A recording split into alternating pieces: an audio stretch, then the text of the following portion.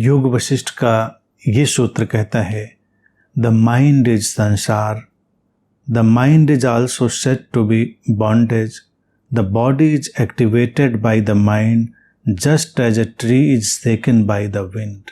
सूत्र कहता है कि ये मन ही संसार है और ये भी कहा जाता है कि ये मन ही बंधन है।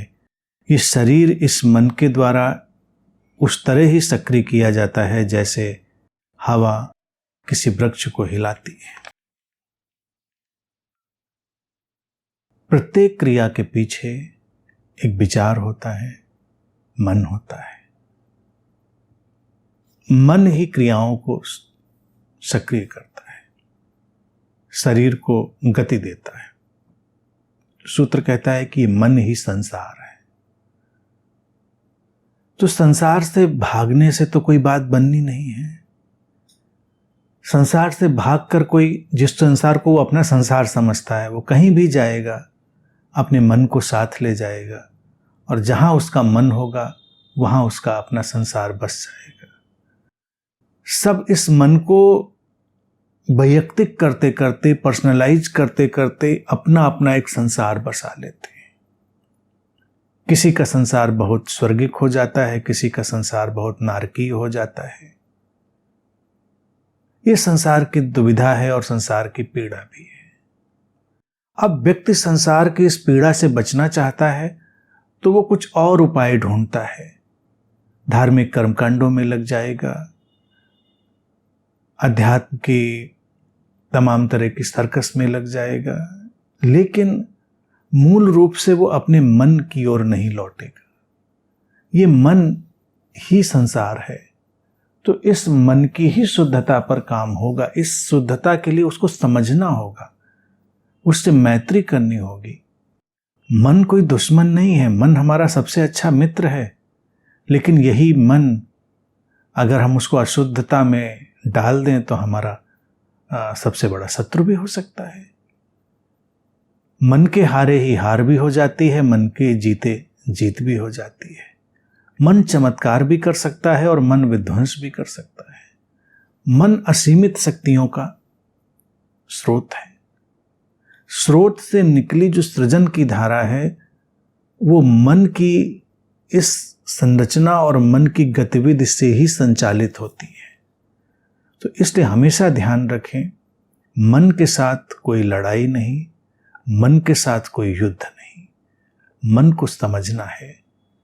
सूत्र कहता है कि संसार भी कहते हैं और ये भी कहते हैं मन ही बंधन है, क्योंकि मन हम ही बनाते हैं बंधन, तो उस बंधन से ही उपजती है मुक्ति की बात।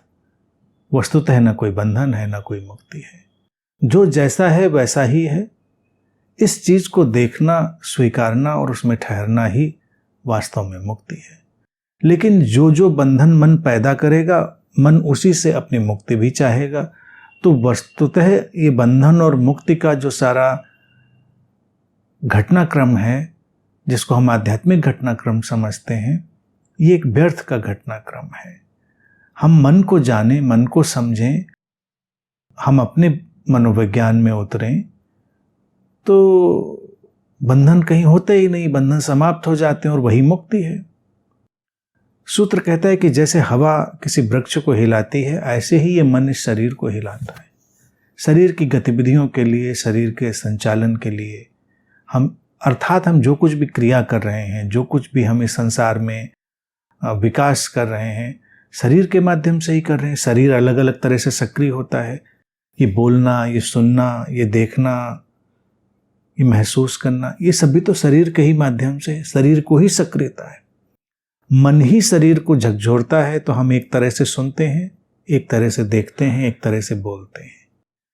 मन की स्थिति क्या है, उस स्थिति के अनुसार, स्थिति का अर्थ है मन के पर इम्प्रेशंस, जो मन पर प्रक्षेपण थे वो किस स्तर के हैं, उनमें कितनी मिलावट है, उसी हिसाब से हमारा देखना प्रभावित होता है, हमारा सुनना प्रभावित होता है और हमारा बोलना प्रभावित होता है। मन ही हमारी पशु से परमात्मा की यात्रा में ले जाता है। हमारा संसार पशु से परमात्मा की ही यात्रा है, मनुष्य बीच का पड़ाव है। तो अगर ये मन बहुत जटिल हो जाए और बहुत भारी हो जाए, तब ये पशु की तरफ चला जाएगा और जितनी भी फिर क्रियाएं होंगी सब पाशविक हो जाएंगी। हमारा देखना, बोलना, उठना, सुनना सब पाशविक हो जाएगा। कई लोगों का बोलना सुने तो उनका बोलना और कुत्ते का भौंकना, कौवे का काँव काँव करना कोई खास अंतर नहीं होता। बोल हो सकता है बड़ी ज्ञान की बातें रहे हों, या हो सकता है वो बड़ी कोई भी बात बोल रहे हो, गपशप ही कर रहे हो, निंदा कर रहे हो, कुछ भी कर रहे हो। आप थोड़ी देर आंख बंद करके पीछे तटस्थ होकर देखेंगे, आपको एकदम से एक कोई पशु चीत्कार करता हुआ दिखाई देगा। क्यों? क्योंकि इस मन पर इंप्रेशन बहुत भारी है, प्रक्षेपण बहुत भारी है।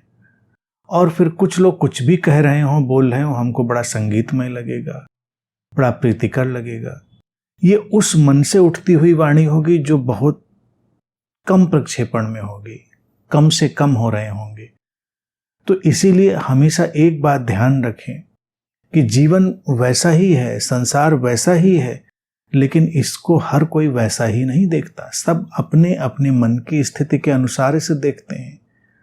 संसार में जो कुछ भी सुनाई दे रहा है, कोई भी बात हो, हमने कही, इसने कही, उसने कही, उसको एक ही तरह से हर कोई नहीं सुनता।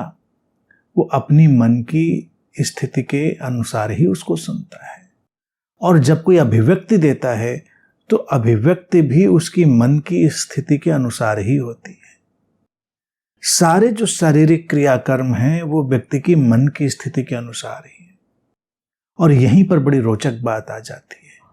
भारतीय तंत्र दर्शन ने मुद्राओं की, शरीर भंगिमाओं की बड़ी खोज पड़ताल करी। और अगर हम व्यक्ति के शरीर की क्रियाओं को ही ठीक से देखें, उसके उठने, बैठने, देखने, चलने, बोलने के ढंग को, हम उसके मन की स्थिति को समझ सकते हैं। हम उसके भीतर के बंधन, उसके भीतर के संसार को देख सकते हैं। सूत्र कहता है कि जैसे कोई हवा वृक्ष को हिला देती है, मन ऐसे ही शरीर को हिला रहा है। तो हमारा शरीर तो हिल ही रहा है निरंतर। तो ये जो शरीर भंगिमा की भाषा थी, जिसको आधुनिक समय में हमने बॉडी लैंग्वेज में एक कन्वर्ट किया, बॉडी लैंग्वेज का एक पूरा सिद्धांत है, दर्शन है, विज्ञान है, तो वो भारतीय तंत्र दर्शन में हमेशा से विद्यमान रहा। मुद्राएं, भंगिमाएं, उठना, बैठना, ये सब बड़ा महत्वपूर्ण रहा। तो हम अपनी ही शरीर की अगर क्रियाओं को तटस्थता से ऑब्जर्व करना शुरू करें, बहुत ही कॉन्शियसली अगर हम उनको देखना शुरू करें, तो हमको समझ में आ जाएगा कि हमारे मन के भीतर कितना संसार है, हमारा मन उसने कितने बंधनों का निर्माण किया है, मन के द्वंद्व कैसे हैं, कितने हैं, सब पता चलता है। तो इसलिए अपनी ओर लौटना हमेशा अनिवार्य होता है। साधना का अभिप्राय ही यही होता है, स्वयं की ओर लौटना। एक साधक और गैर साधक में क्या अंतर होता है, कभी कोई लोग सोचते नहीं इस पर। छोटी सी बात है। जो गैर साधक है, जो नॉन सीकर है, जो संसार में जिसको हम कहते हैं लिप्त हो गया, यानी कि उसका मन इतना जटिल हो गया है, तो वो हमेशा दूसरों की तरफ जाता है, बाहर की तरफ। दूसरे कैसे हैं, बाहर कैसा है, यहां तक कि वो ध्यान और अध्यात्म में भी आएगा तो भी उसके लिए सब बाहर की ही गणना और बाहर का ही आकलन चल रहा होता है। और सीकर वो है जो ध्यान करता हुआ दिखे ना दिखे, धार्मिक भाषा का उपयोग करता हुआ दिखे ना दिखे, लेकिन वो स्वयं की ओर लौट आया है।